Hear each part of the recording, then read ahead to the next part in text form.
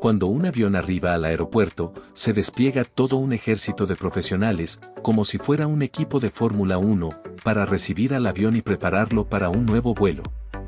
Este es el personal de rampa, quienes son los encargados de realizar todo el proceso que se define como turnaround, y que consiste en los servicios que un vuelo necesita en un periodo de tiempo corto, que suele ser unos 30 minutos, antes de su nueva partida.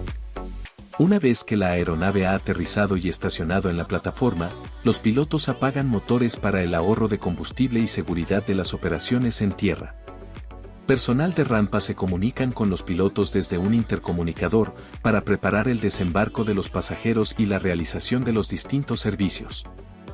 Pero si los motores están apagados, ¿cómo se mantienen sus sistemas encendidos como las luces de cabina, los sistemas de navegación y comunicación, el entretenimiento a bordo y el aire acondicionado? Para obtener energía eléctrica, los pilotos encienden una pequeña turbina auxiliar, llamada APU del inglés Auxiliary Power Unit, o unidad de potencia auxiliar. Esta es una pequeña turbina de gas ubicada por lo general en la cola del avión, y que utiliza el mismo combustible que los motores principales, pero en mucho menor cantidad. Este ahorro importante de combustible implica una reducción de las emisiones de dióxido de carbono en más de un 90% por cada hora que el avión está estacionado en plataforma, consumiendo energía para sus sistemas básicos.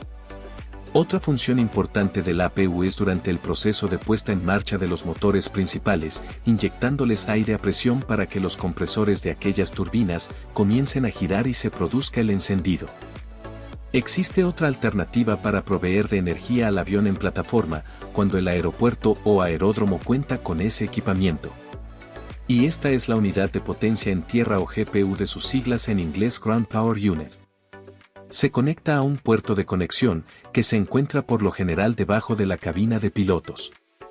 También hay equipos de aire acondicionado externos que se conectan con una gran manguera en otra toma por debajo del fuselaje de la aeronave.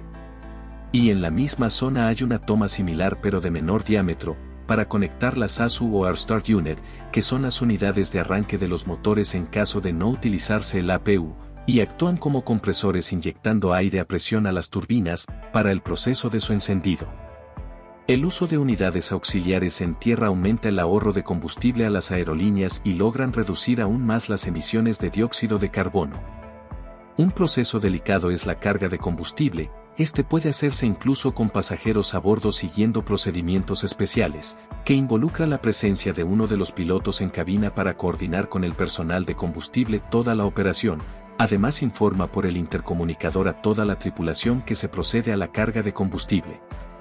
La tripulación de cabina debe estar en sus puestos cuidando que los pasillos queden libres, así como las salidas de emergencia, y en esta operación los pasajeros deben estar sentados y los cinturones de los asientos desabrochados para facilitar una evacuación si fuese necesario.